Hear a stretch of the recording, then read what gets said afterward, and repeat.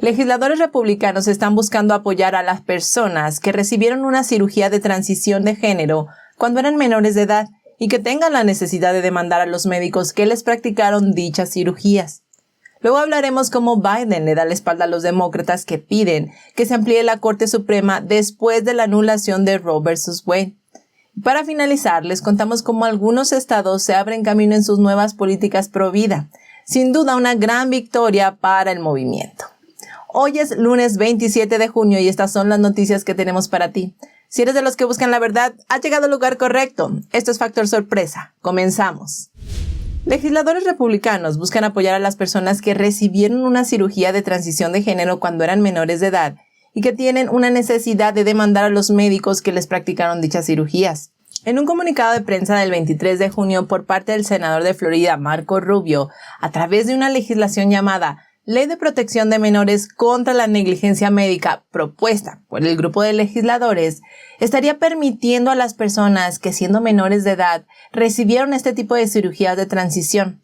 Ellos tendrían la oportunidad y posibilidad de demandar al médico o a los tutores legales y así poder obtener una reparación declaratoria o cautelar, una indemnización por daños y perjuicios y los honorarios de sus abogados.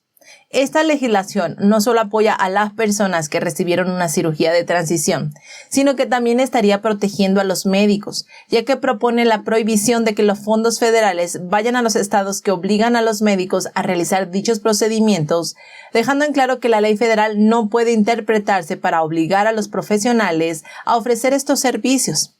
Una vez aprobada esta ley, se podrá aplicar en todos los procedimientos de transición que se realicen a partir de la aprobación.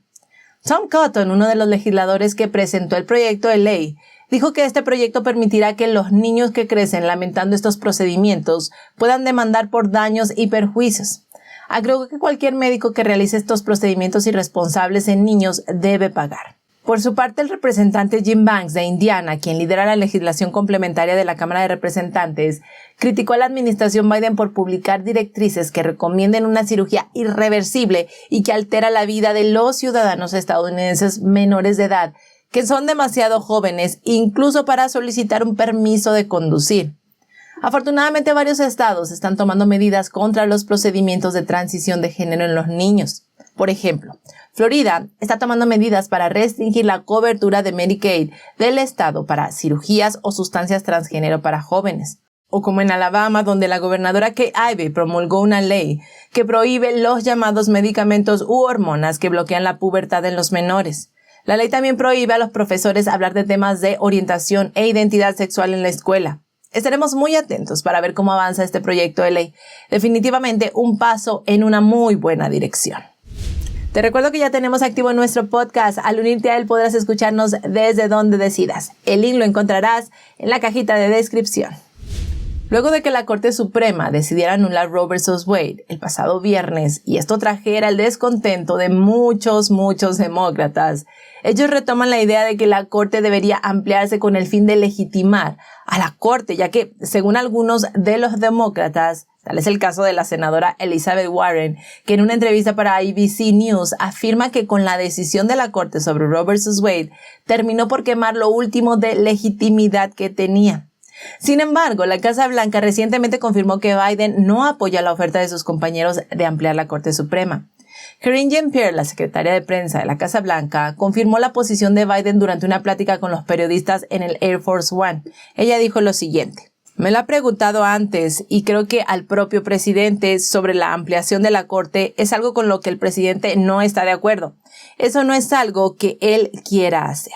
Por su parte, el senador Ed Markey, también demócrata, asegura que la Corte Suprema parece estar dispuesta a destruir el derecho al aborto y esa es la razón por la que la Corte debe ampliarse. Y es que si recordamos, desde el 2020 ha habido demócratas que han prometido ampliar la Corte para poder agregar a más jueces de izquierda debido a la inconformidad con las decisiones de la Corte. Algo parecido a lo que el presidente demócrata Roosevelt trató de hacer en la década de 1930, cuando, inconforme y molesto con los fallos del Tribunal Supremo, trató de añadir a más jueces, asegurando que no era un ataque a la Corte, sino que buscaba restaurar la Corte a su legítimo e histórico lugar en el sistema de gobierno constitucional. Sin embargo, dicho proyecto, que habría añadido 6 escaños, fue rechazado por el Comité Judicial del Senado.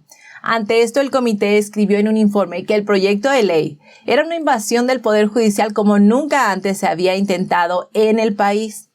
Después de la decisión de la Corte Suprema sobre Roe vs. Wade, Biden dijo en una declaración pública que cree que el Congreso debería aprobar leyes para permitir los abortos. Enfatizó que la gente debería votar por candidatos que apoyen tales medidas durante las elecciones intermedias del 2022. Agregó que la única manera de asegurar que el derecho al aborto exista como lo fue anteriormente sería si el Congreso restablece las protecciones de Roe vs. Wade como ley federal. Parece que la carta del aborto está tirada sobre la mesa y los demócratas la están utilizando para estas elecciones intermedias, ¿cierto? Después de la anulación de Roe vs. Wade, algunos estados han comenzado a tomar cartas en el asunto y las medidas pro vida comienzan a abrirse camino. Por ejemplo, en Dakota del Sur, la gobernadora Kristi Noem presentó un proyecto de ley para prohibir las citas con proveedores de servicios de aborto que receten pastillas a través de correo e internet.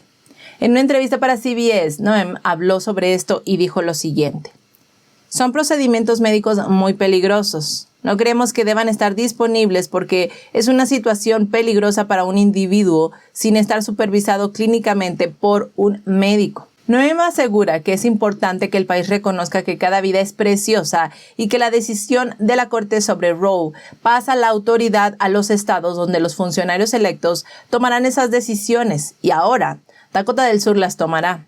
Y bueno, después de que Roe vs. Wade fuera anulado, Dakota del Sur promulgó una ley de activación que prohíbe la mayoría de los abortos, convirtiendo el procedimiento en un delito. Ante esto, Noem dijo para Fox News lo siguiente: "Ya teníamos una ley de activación, entonces a partir de hoy los abortos son ilegales en nuestro estado y solo se permite para salvar la vida de la madre". Noem asegura que en su estado las mujeres que intenten abortar no serán procesadas y seguirán teniendo ese debate de cómo poder apoyar a esas madres y que la ley se centrará siempre hacia los médicos que realicen abortos en su estado a sabiendas que infringen la ley. Y otro estado que también aplaudió la decisión de la Corte Suprema y que definitivamente no se quedaría atrás es el estado de Florida. El gobernador Ron DeSantis dijo el viernes que su estado mejoraría las protecciones pro vida. Le agradeció a la Corte por interpretar adecuadamente la Constitución y dijo que las oraciones de millones habían sido respondidas. El gobernador dijo lo siguiente: "Florida continuará defendiendo sus reformas pro vida recientemente promulgadas contra las impugnaciones de las cortes estatales. Trabajará para ampliar las protecciones pro vida y defenderá la vida, promoviendo la adopción, la colocación en hogares de acogida y el bienestar de los niños". Se había previsto que una nueva ley sobre el aborto en Florida, que protege los derechos del feto, entrará en vigor el 1 de julio. Este no contempla excepciones en casos de violación, incesto o tráfico de personas. La ley lleva por nombre Reducción de la Mortalidad Fetal e Infantil y prohíbe la mayoría de los abortos después de las 15 semanas, a menos que sea necesario para salvar la vida de la madre o por necesidad médica o que el feto tenga una anomalía mortal. Y bueno, además de Dakota del Sur y Florida, más estados han promulgado o están en planes de promulgar prohibiciones al aborto. Kentucky, Luisiana, Missouri, Oklahoma, Wyoming, Mississippi y otros estados más. Sin duda, una gran victoria para el movimiento pro vida. Y así llegamos al final de la emisión de hoy. Muchísimas gracias por llegar hasta aquí con nosotros. Te recuerdo que ya tenemos activas nuestras membresías y al unirte al canal podrás obtener muy buenos beneficios, pero además podrás apoyar a nuestro proyecto de manera económica. La forma de hacerlo es muy sencilla, es clicando el botón de allá abajo que dice Join o Unirse. Por esto, muchísimas gracias.